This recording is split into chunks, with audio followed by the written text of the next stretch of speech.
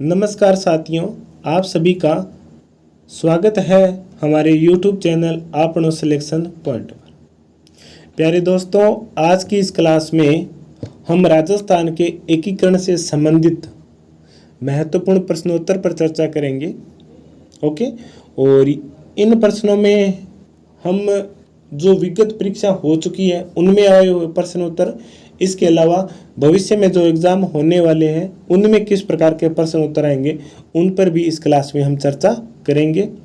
तो इसके लिए आप अपने मन को एकाग्रचित करके बैठ जाइए और पूरा 1 घंटा, या हो सकता है उससे कम भी लग जाए, हो सकता है उससे थोड़ा अधिक भी लग जाए, तो अपने पूरे मन को एक जगह स्थायी करके इस वीडियो को देखना है, इस क्लास का आपको अध्ययन करना है।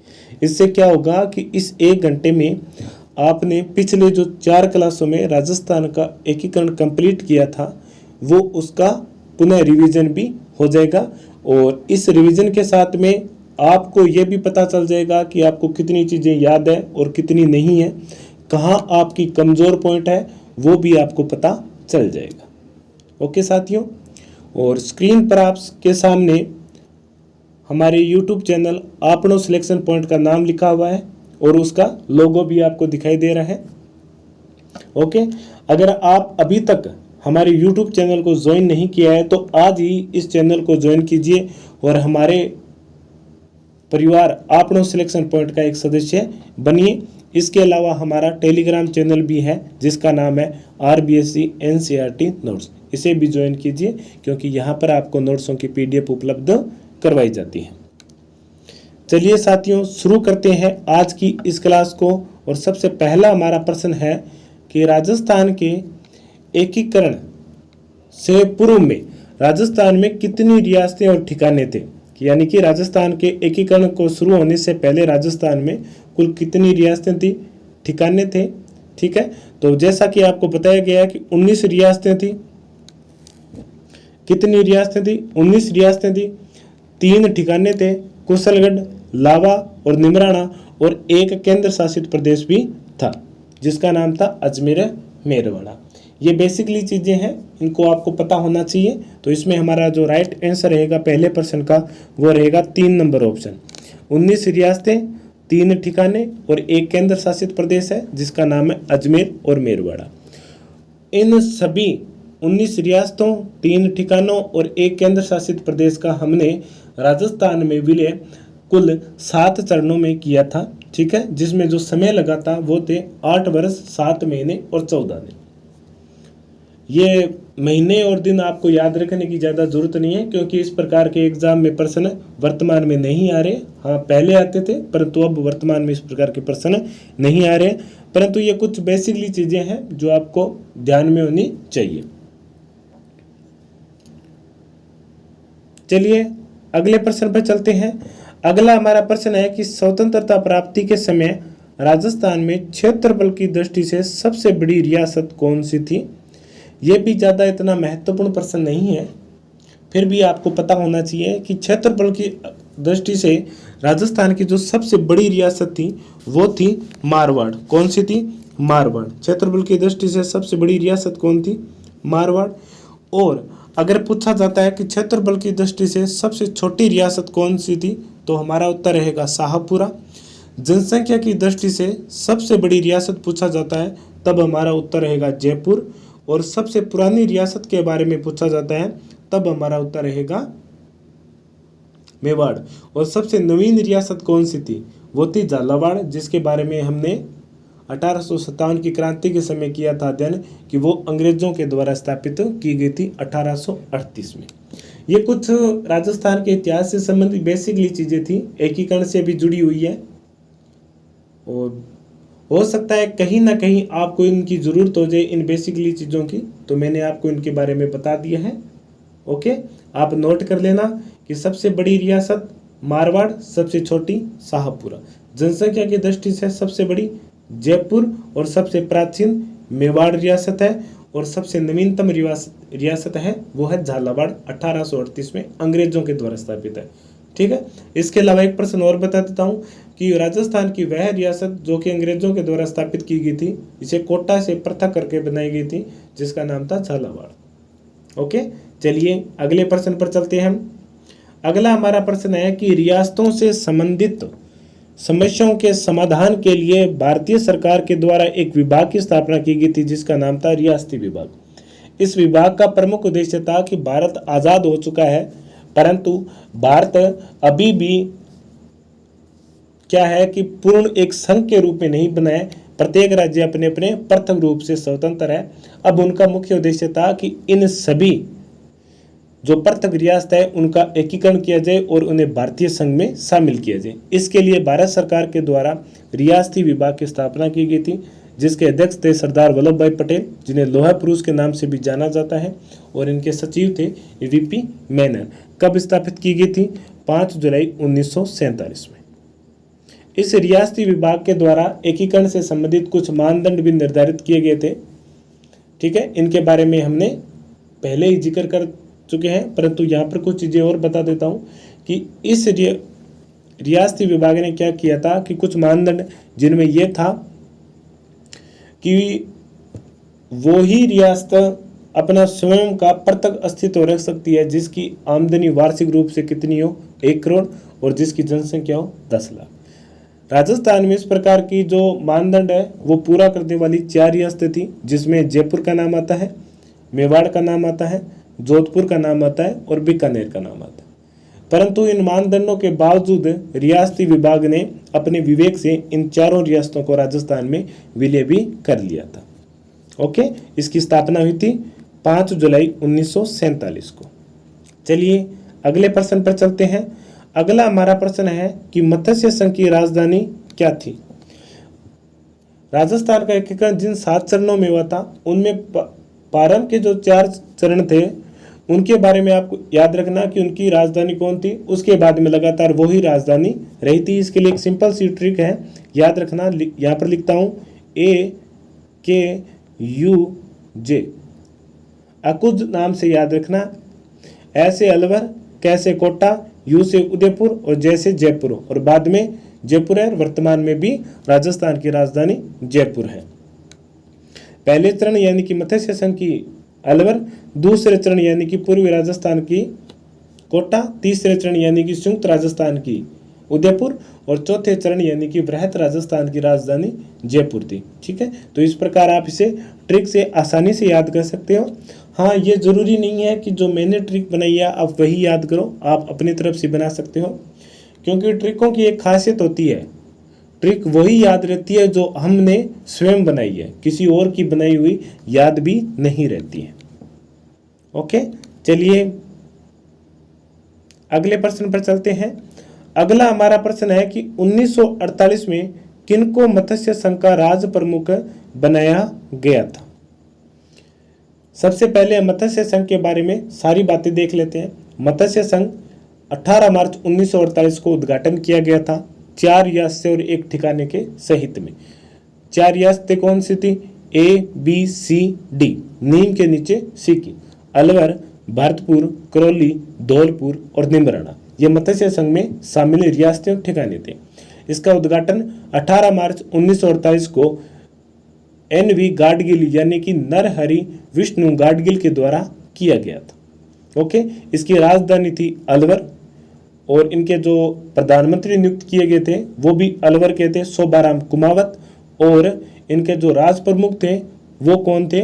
धौलपुर के शासक उदयभान सिंह, और उप राज प्रमुख थे वो करौली के शासक गोपाल पाल जी थे।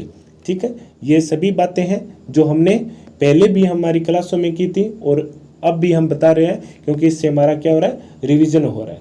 अगर आपको ये सभी बातें याद है तो ये आपको एक पुनर्बलन के रूप में बहुत कुछ, जैसे मान लो कि एक पुनर्बलन के रूप में हमें एक पुरस्कार मिलता है, एक दंड मिलता है।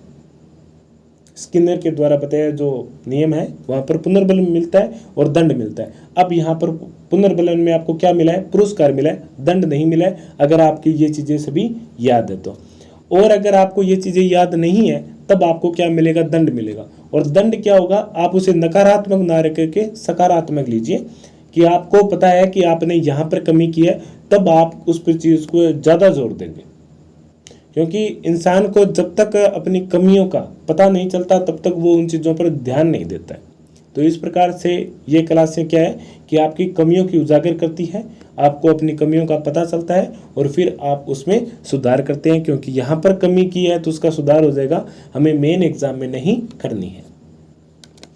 ओके, तो 3 नंबर ऑप्शन इसका राइट रहेगा, महाराजा उदयबान सिंह, जो किस रियासत के थे, धौलपुर के थे। चलिए अगले प्रश्न पर चलते हैं। किसके प्रस्ताव पर मत्स्य संघ नाम रखा गया था? जो पहला चरण था उसका नाम मत्स्य संघ क्यों रखा गया था? जैसा कि मैंने बताया, क्योंकि ये महाभारत काल में मत्स्य जनपद का एक हिस्सा था। इस पर कन्हैयालाल मणिलाल मुंशी यानी कि के.एम. मुंशी की अनुशंसा पर, उनकी सिफारिश पर इस चरण का नाम मत्स्य संघ रखा गया था। तो इसमें हमारा जो राइट आंसर रहेगा वो 3 नंबर ऑप्शन इसमें राइट रहेगा, के.एम. मुंशी, कन्हैयालाल मणिलाल मुंशी। चलिए अगले प्रश्न पर चलते हैं। अगला हमारा प्रश्न है कि राजस्थान की रियासतों के एकीकरण का आरोही क्रम बताना है। अब कई बार विद्यार्थी क्या है कि इस आरोही और अवरोही के क्रम में कंफ्यूज हो जाते हैं, क्योंकि कई बार जैसे कालक्रम के अनुसार उन्हें आरोही क्रम में लिखिए, अवरोही क्रम में लिखना है, तब इस कंफ्यूजन को मैं आज आपकी इस क्लास में दूर भी कर दूंगा। कैसे? आरोही नाम है कितने अक्षरों का है? 3 अक्षरों का। तो आरोही का अर्थ लिखना चढ़ना, आरोही यानी कि चढ़ना। चढ़ना कितने शब्दों का? 3 शब्दों का, और आरोही भी 3 शब्दों का। इसके अलावा अवरोही शब्द, अवरोही कितने शब्दों का बना है? 4। तो उतरना शब्द जोड़ना, उतरना भी कितने शब्दों का बना है? 4 शब्दों। चढ़ना यानी कि हम पहले पेड़ी चढ़ते हैं, इस प्रकार क्रम से चढ़ते हैं। तो इसे क्रम से देखना है कि सबसे पहले कौन सी रियासत का एकीकरण हुआ था। इनमें से टोंक, उदयपुर, जैसलमेर और अजमेर में से पहले 1 नंबर थी, दूसरे पर 2 नंबर उदयपुर थी, तीसरे पर जैसलमेर आती है और चौथे पर अजमेर आती है। यानी कि ये प्रारंभ से ही सुव्यवस्थित और क्रमबद्ध रूप में दी हुई है। तो हमारा जो राइट आंसर रहेगा 1 नंबर ऑप्शन, 1, 2, 3, 4। ओके, तो यहाँ पर आपको याद रखना है आरोही और अवरोही का में अंतर क्या है। आरोही यानी कि चढ़ना, अवरोही में यानी कि ऊपर से नीचे उतरना, और आरोही नीचे से ऊपर की ओर चढ़ना है। ठीक है, चलिए अगले प्रश्न पर चलते हैं। अगला हमारा प्रश्न है कि मत्स्य संघ का उद्घाटन कब हुआ था। ओके, तो इसे देख लेते हैं। 18 मार्च 1948 को मत्स्य संघ का उद्घाटन हुआ था, और कहाँ पर हुआ था? भरतपुर के किले में हुआ था। किसने किया था? याद रखना, N.V. गाडगिल, जिनका पूरा नाम है नरहरि विष्णु गाडगिल, के द्वारा किया गया था। क्योंकि पहले और द्वितीय दोनों चरणों का जो उद्घाटन था वो गाडगिल के द्वारा किया गया था। तीसरे चरण का स्वयं जवाहरलाल नेहरू के द्वारा, और चौथे चरण का सरदार वल्लभ भाई पटेल के द्वारा उद्घाटन किया गया था। ओके, चलिए अगले प्रश्न पर चलते हैं। अगला हमारा प्रश्न है कि राजस्थान निर्माण के प्रथम चरण में गठित मत्स्य संघ में कौन कौन सी रियासतें सम्मिलित हुई थी। ठीक है, याद रखना, ट्रिक को ABCD, क्या नाम है? ABC और D कहाँ से की? नीम के नीचे। कहाँ से की हमने? नीम के नीचे सीखी थी।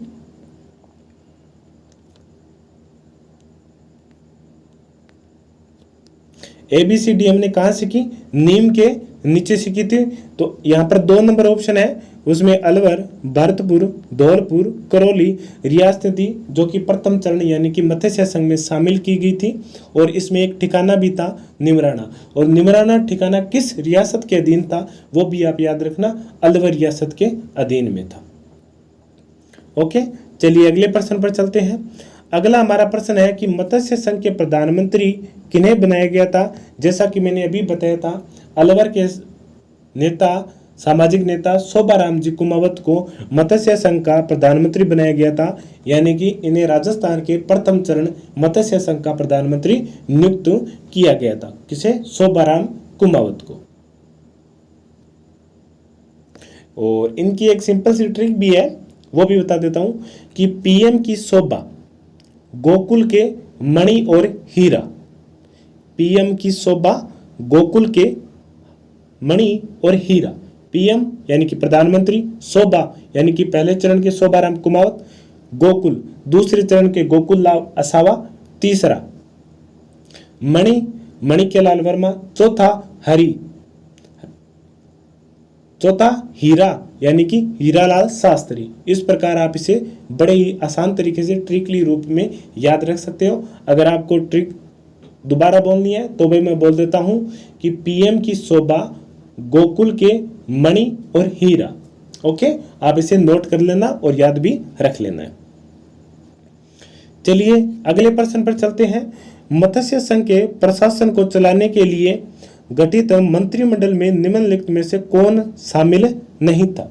यानी कि शोभाराम कुमावत के नेतृत्व में जो प्रथम चरण के दौरान जिस मंत्रिमंडल का गठन किया गया था उनमें से कौन कौन व्यक्ति शामिल थे?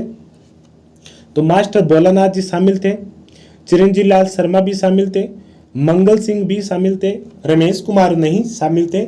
उनके स्थान पर कौन थे? युगल किशोर चतुर्वेदी इसमें शामिल थे। ठीक है, तो 4 नंबर ऑप्शन यहाँ पर हमारा प्रश्न के अकॉर्डिंग राइट होता है। ओके, इसके अलावा आपको कौन कौन सा मंत्रिमंडल याद रखना है, ये इस मंत्रिमंडल को भी नाम है आपको याद रखना चाहिए। इसके अलावा माणिक्यलाल वर्मा के नेतृत्व में जो मंत्रिमंडल गठित किया गया था उसके जो सभी सदस्य हैं उनका नाम, और हीरालाल शास्त्री के नेतृत्व में जो मंत्रिमंडल गठित किया गया था उनके बारे में भी आपको ध्यान होना चाहिए। परंतु आप एक चीज ये भी याद रखना कि 5वें चरण संयुक्त वृहत राजस्थान है, इसमें क्या हुआ था कि मत्स्य संघ का वृहत राजस्थान में विलय हो गया था। ठीक है, तो इस समय मत्स्य संघ के जो प्रधानमंत्री थे शोभाराम कुमावत को किस मंत्रिमंडल का सदस्य शामिल किया गया था? तो हमारा राजस्थान के एकीकरण के संबंधित जो अंतिम मंत्रिमंडल था जिसका नाम था हीरालाल शास्त्री के नेतृत्व में बना हुआ था, तो वो हीरालाल शास्त्री के मंत्रिमंडल में शामिल हो गए थे शोभाराम जी कुमावत। ये चीजें आपके लिए बेहद महत्वपूर्ण है और एग्जाम में किस प्रकार के प्रश्न आ रहे हैं उन सभी के तरीके को हम खोल खोल कर उन पर विचार भी कर रहे हैं। चलिए साथियों अगले प्रश्न पर चलते हैं। अगला हमारा प्रश्न है कि राजस्थान संघ का निर्माण 25 मार्च 1948 को हुआ था। इसमें राज प्रमुख किसे बनाया गया था? यानी कि द्वितीय चरण। द्वितीय चरण में जो कोटा के शासक भीम सिंह द्वितीय थे उन्हें राज प्रमुख बनाया गया था, और उप राज प्रमुख बूंदी के शासक बहादुर सिंह और डूंगरपुर के शासक महाराणा लक्ष्मण सिंह को बनाया गया था। हालांकि बूंदी के शासकों ने इस चीज का विरोध भी किया था क्योंकि बूंदी रियासत कोटा से प्राचीन थी, तो बूंदी ने इसलिए इसका विरोध किया था कि कोटा रियासत नवीन है, वो हमसे निकलकर ही बनी है, तो तब आप इस कोटा रियासत के जो शासक है उन्हें ही राज प्रमुख क्यों बना रहे, हमें क्यों नहीं बना रहे। परंतु उनकी मांगों को स्वीकार नहीं किया गया था। उसके बाद में वो मेवाड़ के शासक भोपाल सिंह के पास भी गए थे और उन्होंने उनसे दलील भी की थी, अपील भी की थी कि आप इसी चरण में द्वितीय चरण में राजस्थान संघ में शामिल हो जाइए, और आप शामिल होंगे ना तो कोटा को राज प्रमुख की उपाधि नहीं दी जाएगी और हमारी जो अपमान हो रहा है वो नहीं हो पाएगा। परंतु अंततः ये हुआ कि 23 मार्च को मेवाड़ ने ये घोषणा की थी, मेवाड़ शासक ने, कि हम राजस्थान संघ में शामिल हो जाएंगे, परंतु उतने में बहुत ज़्यादा देर हो चुकी थी और इसलिए कोटा के शासक को ही राज प्रमुख बनाया गया था। ओके, कोटा के शासक का नाम था महाराज भीम सिंह द्वितीय। ओके, याद रखना यहाँ पर। चलिए अगले चरण पर प्रश्न पर चलते हैं। अगला हमारा प्रश्न है कि 25 मार्च 1948 को गठित राजस्थान संघ में निम्नलिखित देशी रियासतों का कौन सा समूह सम्मिलित नहीं था? इसके बारे में भी मैंने आपको ट्रिक से बताया था कि कोजा, बाबू, डुबे पर साहब किशन ने टोके। ठीक है, कोटा, बूंदी, झालावाड़, शाहपुरा ये चारों रियासतें शामिल थी। डूंगरपुर, बांसवाड़ा, प्रतापगढ़ और टोंक ये भी 4 रियासतें शामिल थी। इसके अलावा उदयपुर द्वितीय चरण में शामिल नहीं थी, वो तृतीय चरण में शामिल हुई थी, तो यहाँ पर हमारा राइट आंसर रहेगा 3 नंबर। इसके अलावा कोटा, बूंदी, किशनगढ़ और शाहपुरा रियासत भी शामिल थी और ये इस प्रकार द्वितीय चरण में 9 रियासतों का राजस्थान में विलय हुआ था, राजस्थान संघ में उनका शामिल किया गया था। ओके, चलिए अगले प्रश्न पर चलते हैं। अगला हमारा प्रश्न है कि राजस्थान के गठन के समय दूसरे चरण में संघ की राजधानी निम्नलिखित में से कौन सी थी? जैसा कि मत्स्य संघ की राजधानी के दौरान हमने बताया था, आपको एक ट्रिक से अकुज नाम याद रखना है। तो द्वितीय चरण की जो राजधानी थी वो कौन सी थी? कोटा थी, तीसरे चरण की उदयपुर और चौथे, पांचवें, छठे, सातवें और वर्तमान में जयपुर है, और पहले चरण की अलवर थी। ओके, चलिए आगे चलते हैं। आगे हम जिक्र करते हैं कि 25 मार्च 1948 को गठित संयुक्त राजस्थान का मुख्यमंत्री किसे बनाया गया था। अब यहां पर थोड़ा सा अपने दिमाग को पीछे घुमाइए और कुछ सोचिए कि यहां पर तारीख कितनी लिखी हुई है, 25 मार्च, और यहां पर नाम क्या लिखा है, संयुक्त राजस्थान। यही बात मैंने एकीकरण के समय आपको बताई थी, और एसआई के एग्जाम में संयुक्त राजस्थान नाम शब्द का प्रयोग हुआ था, ठीक है, और उसमें तारीख अलग थी। अगर वहां पर 18 अप्रैल होते तो वो हम तृतीय चरण मान सकते थे, परंतु वहां पर तारीख कितनी थी, 25 मार्च, इसलिए उस चरण को हम संयुक्त राजस्थान ही मानेंगे। ठीक है, तो ये नाम का जो कंफ्यूजन है आप इसे तारीख के अकॉर्डिंग ध्यान में रखना है। ओके, इसमें कंफ्यूज नहीं होना है, आप तारीख देख लेना। ठीक है, तो 25 मार्च की कौन सा चरण था, द्वितीय चरण था। मुख्यमंत्री किसे बनाया गया था, जैसे पीएम की शोभा, गोकुल के मणि और हीरा, गोकुल लाल असावा जो कि कहाँ के थे, कौन सी रियासत के थे, शाहपुरा के। यहाँ पर गोकुल भाई भट्ट मत कर देना। अब गोकुल भाई भट्ट आप दिमाग में भी नहीं आना चाहिए, क्योंकि गोकुल भाई भट्ट कहाँ के थे, सिरोही के थे। ये छठे सातवें चरण में आएंगे। हीरालाल शास्त्री नहीं है, जय नारायण व्यास भी नहीं है, गोकुल लाल असावा है जो कि शाहपुरा के थे। कहाँ के थे, शाहपुरा के थे। और इसे द्वितीय चरण में मुख्यमंत्री और प्रधानमंत्री ये दोनों ही शब्दों का प्रयोग किया गया था राजस्थान के एकीकरण से पूर्व। इस शब्द में भी कंफ्यूजन नहीं होना है। ठीक है, ये मैंने अपनी तरफ से नहीं लिखा है मुख्यमंत्री और प्रधानमंत्री, ये हूबहू आरपीएससी और कर्मचारी चयन बोर्ड के द्वारा जो पेपर लिए गए हैं उनमें ही ये नाम है जिक्र किया गया, अलग अलग नाम दिया गया, एक में प्रधानमंत्री और दूसरे में मुख्यमंत्री। चलिए अगले प्रश्न पर चलते हैं, और यहाँ पर देख लो स्लेश करके दोनों ही नाम है दे दिए, और यहाँ पर तारीख कौन सी रखी है, 25 मार्च 1948। मार्च गायब हो गया क्या, यहाँ पर कर लेना पूर्व संयुक्त राजस्थान का, यहाँ पर दियो ना मार्च 25 मार्च 1948 को किसने उद्घाटन है किया था, यानी कि द्वितीय चरण है। इसका उद्घाटन भी मैंने बताया था नरहरि विष्णु गाडगिल के द्वारा, यानी कि एनवी गाडगिल के द्वारा 25 मार्च को किया गया था। कोटा में भी किया गया था इसका भी उद्घाटन। और तीसरे चरण में नाम आता है जवाहरलाल नेहरू, और चौथे में आता है सरदार वल्लभ भाई पटेल। ठीक है, तो इसका भी प्रश्न का आंसर कितना नंबर रहेगा, 2 नंबर इसका राइट आंसर रहेगा। चलिए अगले प्रश्न पर चलते हैं। अगला प्रश्न है कि विलय पत्र पर हस्ताक्षर करते समय किसने कहा था कि मैं अपने डेथ वारंट पर हस्ताक्षर कर रहा हूं। यह बात कही थी बांसवाड़ा के शासक चंद्रवीर सिंह ने। ठीक है, अब प्रश्न को थोड़ा सा इसमें घुमाकर भी पूछा जा सकता है कि राजस्थान के किस चरण के एकीकरण के समय बांसवाड़ा के शासक ने यह बात कही थी कि मैं अपने डेथ वारंट यानी कि मृत्यु प्रमाण पत्र पर हस्ताक्षर कर रहा हूं। ठीक है, अब यहाँ पर जो मैंने डेथ वारंट पर लिखा है वहां पर ऐसा भी हो सकता है कि मृत्यु प्रमाण पत्र शब्द का भी उपयोग किया जा सकता है, क्योंकि क्या होता है कि पेपर अंग्रेजी में छपा होता है और अंग्रेजी के बाद में उसे हिंदी में सीधा ट्रांसलेट किया जाता है, तो डेथ की जगह वहां पर मृत्यु भी आ सकती है। तो इसलिए आप उसे से थोड़ा कंफ्यूज मत होना, वो आप थोड़े से अपने ठंडे दिमाग से सोच लेना, क्योंकि जैसे आ गया कि मैं अपने मृत्यु प्रमाण पत्र पर हस्ताक्षर करता हूँ, तो इसमें क्या कई बार एकदम में बच्चे क्या होते हैं कि वो सिचुएशन ऐसी होती है कि भ्रमित हो जाए कि ऐसी बात तो किसी ने कही नहीं। ठीक है, तो यहाँ पर आपको घबराना नहीं है, आराम से अपने विवेक से इस प्रश्न का उत्तर आप दे सकते हो। और द्वितीय चरण में की बात है, ये बांसवाड़ा के शासक है महारावल चंद्रवीर सिंह। इसके अलावा एकीकरण के समय कोटा के शासक भीम सिंह थे, बूंदी के महाराज बहादुर सिंह थे, और अलवर के शासक महाराजा तेज सिंह थे। इनका भी नाम आपको याद रखना है। अगला हमारा प्रश्न है कि 25 मार्च 1948 को संयुक्त राजस्थान में जिस रियासत का विलय हुआ था वह थी, तो इसमें 9 रियासत थी और एक ठिकाना भी था। ठिकाने का नाम कुशलगढ़ था। 9 रियासतें कौन सी थी, कोटा, झालावाड़, बांसवाड़ा, बूंदी, शाहपुरा, किशनगढ़, डूंगरपुर और टोंक और किशनगढ़। ठीक है, ये 9 रियासतें थी जिनका द्वितीय चरण में एकीकरण हुआ था। तो इन 9 रियासत चारों ऑप्शनों में से कौन सी है, प्रतापगढ़ है, तो यहाँ पर 3 नंबर ऑप्शन हमारा राइट रहेगा। अलवर और भरतपुर प्रथम चरण में, सिरोही छठे चरण में। सिरोही का विलय राजस्थान में कब हुआ था, छठे चरण में हुआ था। ये भी याद रखना है आपको। चलिए अगले प्रश्न पर चलते हैं। अगला हमारा प्रश्न है कि राजस्थान निर्माण के तृतीय चरण, अब इसका नाम देखो संयुक्त राजस्थान द्वितीय। जो 25 मार्च को हुआ था वो संयुक्त राजस्थान था, और जो 18 अप्रैल को हुआ था उसका नाम संयुक्त राजस्थान द्वितीय नाम रखा गया था। में राज्य की राजधानी किसे बनाया गया था? ट्रिक को याद करो। और कौन सी थी? उदयपुर थी। कौन सी थी? उदयपुर थी, क्योंकि उदयपुर उस समय सबसे बड़ी रियासत थी और इसके जो शासक थे महाराणा भोपाल सिंह को राज प्रमुख भी बनाया गया था। यहाँ पर चारों राजधानी दी हुई है। पहले चरण की अलवर, दूसरे चरण की कोटा, तीसरे चरण की उदयपुर और चौथे, पांचवें, छठे, सातवें और वर्तमान में जयपुर है। चलिए आगे चलते हैं।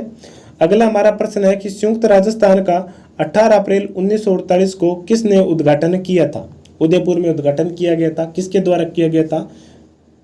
जवाहरलाल नेहरू के द्वारा किया गया था। किसके द्वारा किया गया था? जवाहरलाल नेहरू के द्वारा संयुक्त राजस्थान यानी कि तीसरे चरण का उद्घाटन 18 अप्रैल 1948 को किया गया था। उदयपुर में किया गया था। किसके द्वारा? जवाहरलाल नेहरू के द्वारा किया गया था। इस बात को भी आप विशेष रूप से ध्यान रखना और याद भी रखना है आपको। चलिए अगले प्रश्न पर देखते हैं। संयुक्त राजस्थान के प्रधानमंत्री रहे थे। संयुक्त राजस्थान यानी कि तीसरे चरण के प्रधानमंत्री कौन थे? ट्रिक को याद कीजिए। पीएम की शोभा, गोकुल के मणि और हीरा, माणिक्यलाल वर्मा, और इनके नेतृत्व में जो मंत्रिमंडल भी गठित किया गया था, उनके सदस्यों को नाम भी आपको याद रखना है। जैसा कि मैंने आपको बताया था, आने वाले एग्जाम में इनके बारे में पूछा जा सकता है। ओके। और उन्होंने शपथ कब ली थी? 18 अप्रैल को ही उन्होंने शपथ ली थी। एक चीज और याद रखना कि उदयपुर के विलय के दौरान में उतनी समस्या नहीं आई थी जितना वहां के मंत्रिमंडल के गठन में, क्योंकि उदयपुर के महाराणा भोपाल सिंह ने इसी शर्त पर, इसी चीज को ध्यान में रखते हुए राजस्थान में स्वयं को विलय किया था कि हम अपनी इच्छा के अनुसार मंत्रिमंडल का गठन करेंगे, वहां पर अपने व्यक्ति होंगे और हम जैसा चाहेंगे वैसा ही करेंगे। और जहां आज तक राजतंत्र चला रहा है वहां पर आगे भी राजतंत्र चलेगा, परंतु ऐसा नहीं हुआ था क्योंकि जनता उनके क्या थी? विरोध में थी। जनता जिसके हक में थी सफलता उसी को मिलती है, और जनता उस समय माणिक्यलाल वर्मा, बलवंत सिंह मेहता, भूरेलाल ब्याह इनके अधीन में थी, इनके पक्ष में थी, क्योंकि ये सामाजिक कार्यकर्ता थे और वो जनता के हित के लिए ही लगातार प्रयास कर रहे थे। चाहे वो बिजोलिया किसान आंदोलन है, चाहे वो बेंगू किसान आंदोलन है, चाहे वो प्रजामंडल की बात है। चलिए अगले प्रश्न पर चलते हैं। अगला हमारा प्रश्न है कि राजस्थान के प्रथम महाराज प्रमुख कौन से थे? अब इसमें आपको बता देता हूं कि राजस्थान के प्रथम और अंतिम महाराजा प्रमुख एक ही व्यक्ति को बनाया गया था, वो उदयपुर के थे। अब यहाँ पर एक थोड़ा सा कंफ्यूज वाला पॉइंट है, जैसे प्रश्न को थोड़ी सी अलग भाषा में पूछा जाता है कि महाराजा भोपाल सिंह को राजस्थान के एकीकरण के किस चरण में महाराजा प्रमुख बनाया गया था? अब उसमें आपको तीसरा चरण नहीं करना है, उसमें आपको करना है चौथा चरण। तीसरे चरण में उन्हें राज प्रमुख बनाया गया था, परंतु महाराजा प्रमुख उन्हें चौथे चरण में बनाया गया था। और किस समिति की सिफारिश पर बनाया गया था? तो पी सत्यनारायण राव समिति की सिफारिश पर भी की गई थी और उन्हीं के अकॉर्डिंग उन्हें बनाया गया था, क्योंकि उनकी एक मीटिंग हुई थी, उसमें ये सभी निर्णय लिए गए थे। ओके, याद रखना कब बनाए गए थे? 30 मार्च 1949 को, उदयपुर के महाराणा भोपाल सिंह। अब कई बार क्या होता है कि जैसे दो ऑप्शन दे देंगे वो आपको, उदयपुर के महाराणा स्वरूप सिंह, उदयपुर के महाराणा भोपाल सिंह, और पहला ऑप्शन होगा उदयपुर के महाराणा स्वरूप सिंह। तब आप क्या करोगे? जल्दीबाजी में क्या करोगे? आप थोड़े से एक्साइटेड हो जाएंगे कि इतना आसान प्रश्न, आप उदयपुर ही पढ़ोगे, उसके बाद में आगे नाम स्वरूप सिंह है या भोपाल सिंह है वो आप पढ़ोगे नहीं, क्योंकि भोपाल सिंह चौथे नंबर पर था। तो इस चीज का भी आपको ध्यान रखना है, आसान प्रश्न पर अपने आप को नियंत्रित रखना है। ओके, चलिए आगे चलते हैं। अगला हमारा प्रश्न है 1949 में वृहत राजस्थान का प्रधानमंत्री किसे बनाया गया था? तो ये चौथा चरण है। इसमें वृहत राजस्थान का जो प्रधानमंत्री था किसे बनाया गया था? हीरालाल शास्त्री को। और राजधानी जयपुर बनाया गया था। राजधानी के मसले को लेकर के दो समितियां भी गठित की गई थी, एक सत्यनारायण राव समिति थी, दूसरी BR पटेल समिति थी। इनके बारे में जो कन्फ्यूजन था वो हमने हमारी जो क्लास थी वहां पर कर लिया था, एक बार आप अवश्य देखना। और इनके बारे में जो भी समस्या आपके मन में जो डाउट थे वो वहां पर मैंने क्लियर भी किए हैं। और आगे इन समितियों से संबंधित प्रश्न भी आएंगे, वहां पर भी हम इनके जो डाउट है वो भी दूर कर लेंगे। मेवाड़ के महाराणा भोपाल सिंह को किस वर्ष में राजस्थान के महाराज प्रमुख बनाए गए थे? देख लो, ये प्रश्न भी आया हुआ है। ठीक है, अब आपको इसकी तारीख भी याद रखनी है, 30 मार्च 1949 को। ठीक है, 30 मार्च 1949 को चौथा चरण वृहत राजस्थान। चलिए अगले प्रश्न पर चलते हैं। किस समिति की सिफारिश जिसने जयपुर को राजस्थान की राजधानी बनाने की सिफारिश भी की थी? ठीक है, तो यहाँ पर जो ऑप्शन है, इन ऑप्शनों में देखिए कौन कौन सी समिति है। शंकर राव समिति नहीं है, सत्यनारायण राव समिति, वीपी मेनन समिति, के.एम. मुंशी समिति। दोनों 3 और 4 नंबर तो है नहीं। शंकरदेव राव भी समिति नहीं है, तो यहाँ पर हमारा राइट आंसर रहेगा सत्यनारायण राव समिति। क्योंकि इस समिति का गठन किसके द्वारा करवाया गया था? सरदार वल्लभ भाई पटेल के द्वारा करवाया गया था, और उनसे कहा गया था कि सत्यनारायण राव समिति जिस राज्य को राजस्थान की राजधानी बनाएंगे, जिस रियासत को राज्य की राजधानी बनाएंगे, वो ही अंतिम रूप से स्वीकार होगी। परंतु इन्होंने क्या किया था? जयपुर को ही अनुशंसा की थी, परंतु इसके बाद में जोधपुर ने ही कहा था कि हम भी क्षेत्रफल की दृष्टि से सबसे बड़ी रियासत है, हमें भी राजधानी का दर्जा दिया जाए। तो तब यह समस्या वापस है जागृत हो गई थी। तब इस समस्या को वापस सुलझाने के लिए B.R. पटेल की अध्यक्षता में एक समिति गठित भी की गई थी। ठीक है, इससे संबंधित आगे भी एक प्रश्न और आएगा, वहां पर भी इस चीज को और क्लियर कर लेंगे। परंतु याद रखना, ये दोनों समिति आपको एक साथ एक ही प्रश्न के ऑप्शन में नहीं मिलेगी। यहाँ पर पी सत्यनारायण राव समिति है, आगे जो प्रश्न आएगा वहां पर B.R. पटेल समिति का जिक्र किया हुआ होगा। पी सत्यनारायण राव समिति के संदर्भ में कौन सा कथन सही नहीं है, यानी कि हमें गलत कथन का चयन करना है। इस समिति ने जयपुर को राजस्थान की राजधानी बनाने की सिफारिश की थी, ये सही है। इस समिति ने लोक सेवा आयोग का मुख्यालय अजमेर में रखने की सिफारिश की थी, इसके बारे में हमने पढ़ा नहीं था, एक बार छोड़ देते हैं। इस समिति ने कृषि विभाग का मुख्यालय उदयपुर में रखने का सिफारिश की थी, ये ऑप्शन गलत है, क्योंकि उदयपुर में खान एवं खनिज विभाग को रखने की सिफारिश की थी, और इस समिति ने हाईकोर्ट यानी कि न्याय विभाग जोधपुर में रखने की सिफारिश की थी, यह भी सही है। कृषि विभाग कहाँ पर रखा गया था? भरतपुर में। और वन और सहकारी विभाग कहाँ पर रखा गया था? कोटा में। और शिक्षा विभाग निदेशालय वो कहाँ पर रखा गया था? बीकानेर में। और इसके अलावा एक चीज और हमें यहाँ पर प्रश्नों के माध्यम से पता चल जाती है कि राजस्थान लोक सेवा आयोग को भी अजमेर में रखने का सिफारिश भी इसी समिति ने की थी। ये प्रश्न में पूछा हुआ ऑप्शन है। ओके, चलिए अगले प्रश्न पर चलते हैं। अगला हमारा प्रश्न है कि मत्स्य संघ का राजस्थान में विलय कब किया गया था? मत्स्य संघ का राजस्थान में विलय कब किया गया था? 5वें चरण में किया गया था। तारीख क्या थी? 15 मई 1949 को। ठीक है, याद रखना। मत्स्य संघ बनाया कब गया था? 18 मार्च 1948 को। मत्स्य संघ का राजस्थान में विलय कब किया गया था? 15 मई 1949 को। ये मैंने आपको क्लास के दौरान भी बताई थी, आपको यहाँ पर कंफ्यूज नहीं होना है। मत्स्य संघ का निर्माण ही किया गया था 18 मार्च को, उसे राजस्थान संघ में शामिल नहीं किया गया था। शामिल उसे 5वें चरण के दौरान 15 मई 1949 को किया गया था। 25 मार्च दूसरा चरण, 26 जनवरी छठा चरण, और 30 मार्च को कौन सा चरण हुआ था? वृहत राजस्थान चौथा चरण। शंकर राव देव समिति की अध्यक्षता में शंकर देव समिति में अध्यक्ष सहित कितने सदस्य थे? अध्यक्ष सहित कितने सदस्य थे? 3 सदस्य थे। कितने? 3। एक का नाम R.K. सिद्धवा, दूसरे का नाम प्रभुदयाल जी थे। और इसी समिति ने जो भरतपुर और धौलपुर को राजस्थान में या उत्तर प्रदेश में विलय के समय लेकर के जो विवाद बना हुआ था उसका सलटारा भी किया था, उसका निवारण भी किया था। तो अध्यक्ष सहित कितने सदस्य थे? 3 सदस्य थे। नाम याद रखना, R.K. सिद्धवा थे, यहाँ पर सिन्हा मत कर देना, सिद्धवा थे।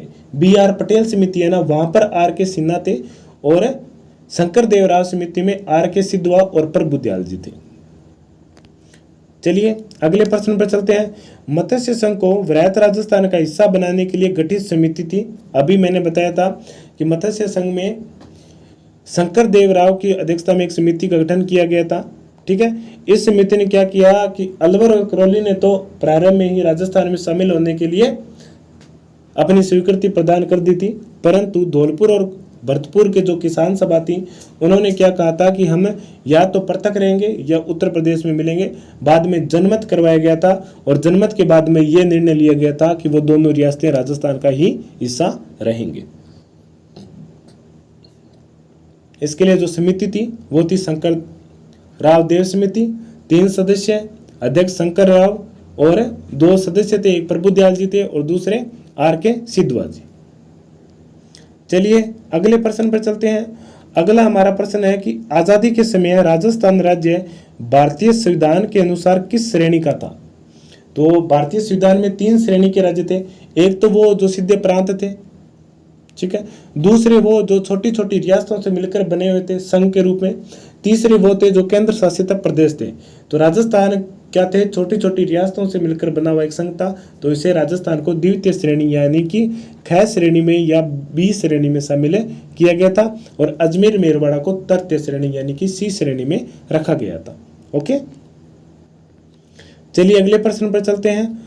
अगला हमारा प्रश्न है कि राजस्थान में राज प्रमुख का पद कब समाप्त हुआ था? तो राजस्थान में राजतंत्र के अंतिम प्रतीक के रूप में राज प्रमुख जो पद था वो 1 नवंबर 1956 को समाप्त कर दिया गया था 7वें संविधान संशोधन के द्वारा। 1 नवंबर 1956 को इस पद को समाप्त कर दिया गया था। ओके, और राजस्थान अपने वर्तमान स्वरूप में कब आया था? 1 नवंबर 1956 को ही आया था। ये लो प्रश्न भी आ गया। राजस्थान राज्य का वर्तमान स्वरूप जिस तारीख से आया था वो थी 1 नवंबर 1956। 1 नवंबर 1956 को राजस्थान अपने जो वर्तमान स्वरूप है उसमें आया था। चलिए अगले प्रश्न पर चलते हैं। अगला हमारा प्रश्न है कि कितने सोपानों में सिरोही का राजस्थान में विलय हुआ था? तो सिरोही का राजस्थान में 2 चरणों में हुआ था। पहला चरण था 26 जनवरी 1950 में, जिसमें सिरोही के हातल गांव सहित कुछ गांव थे जिनको शामिल किया गया था राजस्थान में, परंतु माउंट आबू और जो देलवाड़ा का जो पर्यटक स्थल थे वो गुजरात में उस समय शामिल थे। बाद में से 7वें चरण में राजस्थान में शामिल किए गए थे राज्य पुनर्गठन आयोग की अनुशंसा पर। ठीक है, चलिए अगले प्रश्न पर चलते हैं। अगला हमारा प्रश्न है कि सिरोही का राजस्थान में विलय कब हुआ था? सिरोही का जो मूल रूप से विलय था सिरोही जिला मुख्यालय का वो हो चुका था 26 जनवरी 1950 को। हाँ, माउंट आबू और देलवाड़ा जो स्थान है उनका राजस्थान में विलय कब हुआ था? तब हमारा उत्तर रहेगा 1 नवंबर 1956 यानी कि 7वां चरण। चलिए अगले प्रश्न पर चलते हैं।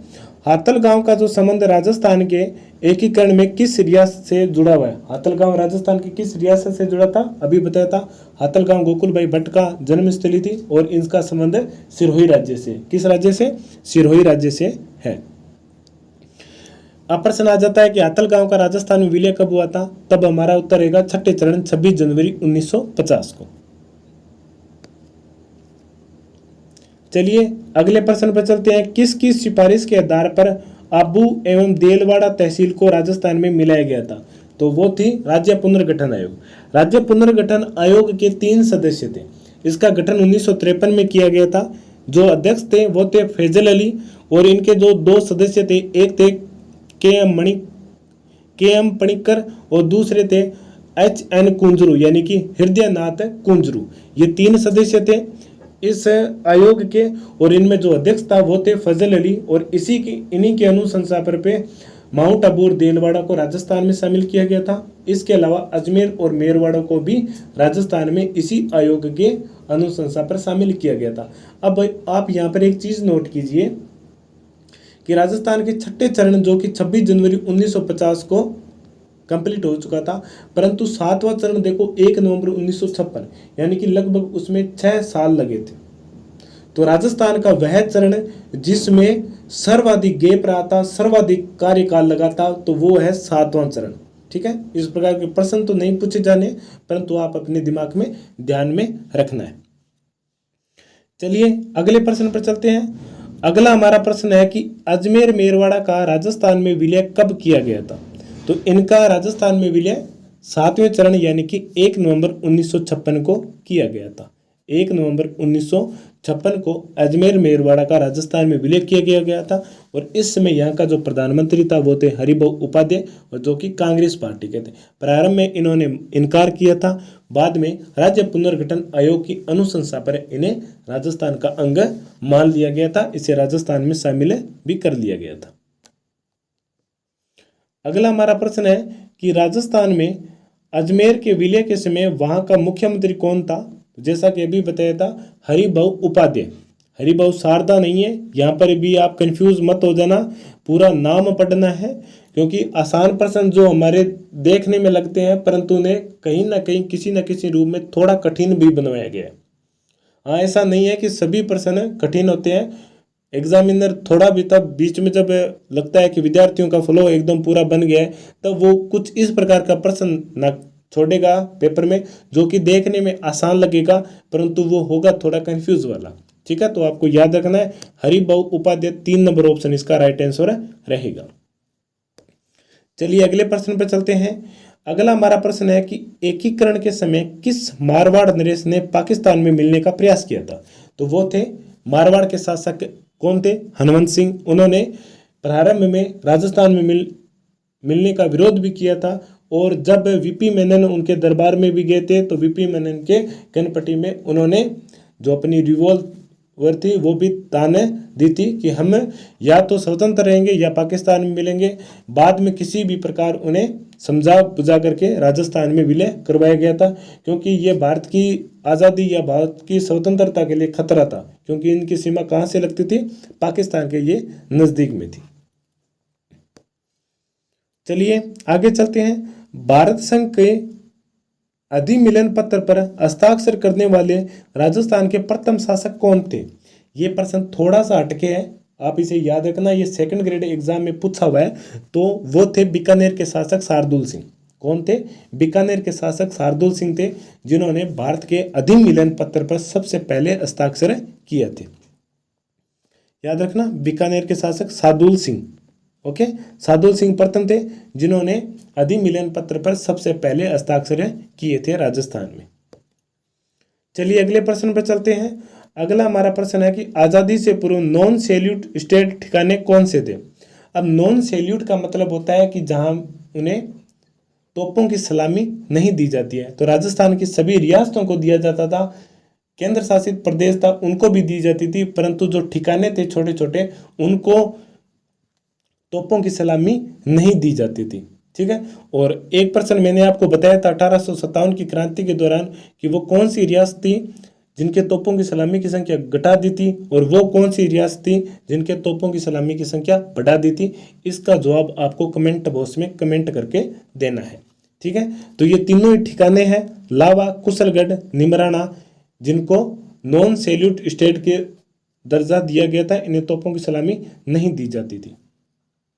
लावा जयपुर के अधीन था, चौथे चरण में राजस्थान में शामिल हुआ था। कुशलगढ़ बांसवाड़ा के अधीन था, द्वितीय चरण में शामिल हुआ था। निमराना जो कि अलवर के अधीन था, इसका राजस्थान में विलय कब हुआ था? बताओ, इसका विलय राजस्थान में कब हुआ था? इसका विलय राजस्थान में प्रथम चरण में हुआ था या 5वें चरण में हुआ था? हमारा राइट आंसर रहेगा इसमें 5वां चरण। अब यहाँ पर आप प्रथम चरण मत कर देना, क्योंकि प्रथम चरण में सिर्फ संघ बनाया गया था, उसका राजस्थान में विलय नहीं करवाया गया था। ओके, चलिए अगले प्रश्न पर चलते हैं। अगला हमारा प्रश्न है कि निम्नांकित में से राजस्थान के एकीकरण से संबंधित कौन सा युग्म सुमेलित नहीं है? अलवर, भरतपुर, धौलपुर, करौली मत्स्य संघ में शामिल थे, सही है। झालावाड़, बूंदी, बांसवाड़ा, डूंगरपुर, कोटा, प्रतापगढ़, किशनगढ़, टोंक, शाहपुरा और कुशलगढ़ ये द्वितीय चरण में शामिल थे, ये भी सत्य है। राजस्थान संघ था उसका नाम। राजस्थान संघ व उदयपुर संयुक्त राजस्थान में शामिल किए गए थे, यह भी सही है। संयुक्त राजस्थान एवं मत्स्य संघ वृहत राजस्थान में, नहीं नहीं नहीं नहीं, ये ऑप्शन गलत है, क्योंकि इनका चरण 5वां चरण था, न कि चौथा, वृहत राजस्थान। ठीक है, तो यहाँ पर 4 नंबर ऑप्शन है वो भी हमारा राइट होता है। पहला चरण 18 मार्च 1948, दूसरा चरण 25 मार्च 1948, तीसरा चरण 18 अप्रैल 1948 और 5वां चरण था, चौथा चरण था 30 मार्च 1949 को। अगला प्रश्न है कि टोडगढ़ को राजस्थान में कब सम्मिलित किया गया था? अब बताओ, टोडगढ़ किसके अधीन था? अजमेर के अधीन था। तो अजमेर का राजस्थान में विलय कब हुआ था? 1 नवंबर 1956 को। तो यहाँ पर हमारा राइट आंसर रहेगा 4 नंबर ऑप्शन। इस प्रकार के भी प्रश्न पूछे जाते हैं। हाँ, ऐसा नहीं है कि सभी रियासतों को नहीं लेकर पूछा जाता है, जो कुछ प्रसिद्ध स्थल है उनको लेकर के इनके बारे में पूछा जाता है। जैसे कुशलगढ़ का पूछ लिया, लावा का पूछ लिया, निमराना का पूछ लिया। ठीक है, हर किसी मतलब क्षेत्र का नाम लेकर के, अब जैसे हातल गांव है, हातल गांव का क्यों पूछा जाता है? क्योंकि वो प्रसिद्ध गांव है, क्योंकि वहां से एक सामाजिक कार्य करता है गोकुल भाई भट्ट, उनसे जुड़ा हुआ है, इसलिए उनके बारे में पूछा जाता है। ओके, चलिए अगले प्रश्न पर चलते हैं। अगला हमारा प्रश्न है कि दक्षिणी राजपुताना के छोटे राज्यों को एकीकृत करने के लिए किसने हाड़ौती संघ बनाने का प्रस्ताव दिया था? तो वो थे कोटा के शासक भीम सिंह, जिन्होंने हाड़ौती संघ बनाया था। इसके अलावा वागड़ संघ बनाया था डूंगरपुर के महाराव लक्ष्मण सिंह ने। इसके अलावा राजस्थान यूनियन बनाया था मेवाड़ के शासक के द्वारा। इसके अलावा राजस्थान में जयपुर के शासक के मान सिंह के द्वारा भी, और उनके जो प्रधान थे, दीवान थे, सर वीटी कृष्णामाचारी के द्वारा भी एक संघ बनाने का प्रयास किया गया था।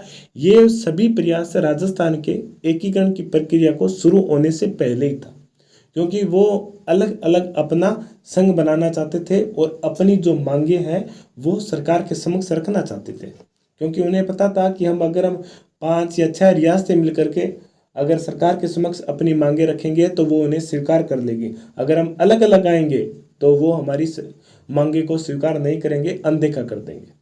ठीक है, तो किसके द्वारा बनाया गया था हाड़ौती संघ?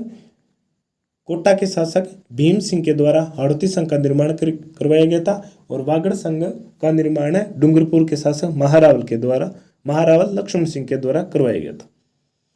अगला हमारा प्रश्न है कि निम्न शहरों को राजस्थान के एकीकरण के समय स्थापित सरकारी कार्यालयों के साथ सुमेलित कीजिए। भरतपुर कृषि विभाग, जोधपुर हाईकोर्ट, बीकानेर शिक्षा विभाग और उदयपुर खनिज विभाग। यानी कि पहले का 4 है, पहले का 4 1 में है और 2 में है, 4 में है। दूसरे का 1 नंबर है, दूसरे का 1 नंबर 4 नंबर ऑप्शन में है, तो यहाँ पर 4 नंबर ऑप्शन हमारा राइट रहेगा। इसके अलावा लोक सेवा आयोग अजमेर में रखा गया था। कोटा में वन और सहकारी विभाग रखा गया था। ओके, चलिए अगले प्रश्न पर चलते हैं। अगला हमारा प्रश्न है कि नव राजस्थान में राजधानी के मुद्दे हेतु बनी कमेटी के अध्यक्ष कौन थे? अब यहां पर देख लो कि आपको सत्यनारायण राव समिति का कहीं पर भी जिक्र है क्या? नहीं है ना, तो ये प्रश्न आया हुआ है। तो यहां पर कौन सा ऑप्शन है? ये देखो, BR पटेल समिति है। कौन सी समिति है? BR पटेल समिति है। इस समिति के 3 सदस्य थे, जिसमें एक थे कर्नल TC पुरी, दूसरे थे RK सिन्हा। क्या नाम था? RK सिन्हा। एक तो TC पुरी भी इस समिति के सदस्य थे और दूसरे हैं RK सिन्हा। सिद्धवा थे, वो शंकर देव राव समिति के सदस्य थे। यहाँ पर RK सिन्हा नाम याद है। ये राजधानी से संबंधित ये 2 समितियां थी। पहली समिति ने जब जयपुर की अनुशंसा की थी तब जोधपुर ने उसका विरोध किया था, और बाद में BR पटेल की समिति का गठन किया गया था। और जयपुर और जोधपुर में जो राजधानी के मुद्दे को लेकर के जो विवाद छिड़ा हुआ था, उस विवाद को समाप्त करने के लिए। क्योंकि जोधपुर ये चाहता था कि वो क्षेत्रफल में बड़ा है तो उसे राजधानी बनाया जाना चाहिए, परंतु BR पटेल समिति ने ये बात बताई और उन्हें समझाया कि आप अंतर्राष्ट्रीय सीमा पर स्थित हो। जब कभी भी कोई देश दूसरा देश आक्रमण करता है तो उसका मुख्य उद्देश्य क्या होता है कि इनकी राजधानी पर हमें आक्रमण करना है, क्योंकि राजधानी ही सभी शहरों का, ये पूरे राज्य का कंट्रोल होता है। अगर उस पर अधिकार हो गया तो यानी कि सभी पर अधिकार हो गया। जैसे युद्ध में महाराज होता है या मुख्य सेनापति होता है, अगर उस पर आपने अधिकार कर लिया है तो पूरी सेना पर आपने अधिकार कर लिया है।